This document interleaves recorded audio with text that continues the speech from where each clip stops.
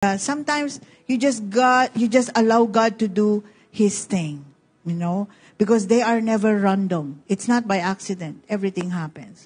Kahit na yung mga wicked na mga rulers, amen? Because God uses even the imperfect people, to accomplish His perfect will. And sometimes you don't understand it. Sapagkat myopic tayo nakikita lang natin, nearsighted tayo, hindi natin nakikita yung kabuuan. Parang pag naglalaro ka ng chess, naglalaro ba kayo ng chess? Kapag ikaw ay isang amateur chess player, nakikita mo lang yung next move. Diba? Or mga 2 moves nakikita mo. Pero yung mga grandmaster, nakikita nila 10 moves apart. Alam na nila kung ano yung galaw ng pyesa doon sa chessboard. Kasi mga master na sila Ganon ang Diyos. Nakikita natin for 1 and 2 moves lang. Ang Diyos nakita na niya lahat ng moves hanggang sa checkmate. Alam na ng Diyos. Kapag tayo po ay nasa isang kalagayan na nakikita natin yung maliit na bagay lang sa kalooban ng Diyos, huwag po nating pagdudahan yun, bagkus pagtiwalaan po natin ng Diyos. Amen? Sometimes we may not understand it, but God will do it. Amen? In His own special and perfect way. And even He uses imperfect instruments, imperfect people. Amen? So, the Babylonians are described as the fierce, driven by greed and arrogant people. They are powerful, they are oppressive, and they are ruthless. They are known for their violence. Ito ang kasugutan ng Diyos. Ito ang katugunan ng Diyos. So God uses even the imperfect people. God chooses the unworthy things and the unworthy people of this world to accomplish His will.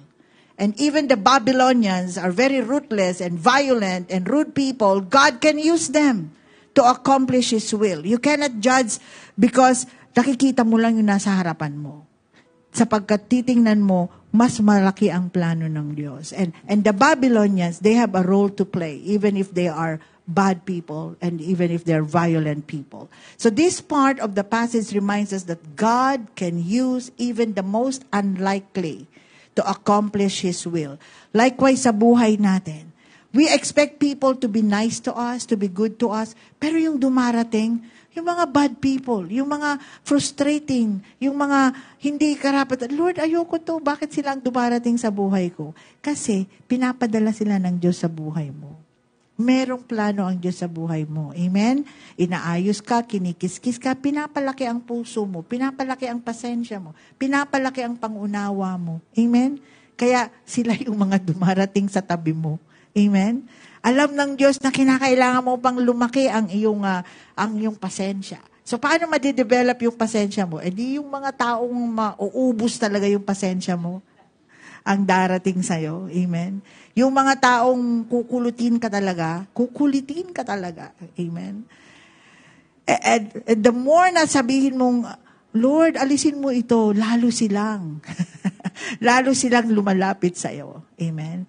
Because God knows. Amen? God knows. He is breaking you. He is molding you. He is fixing you. And He is changing you. And He uses this, people around us na unworthy to accomplish His will in our life.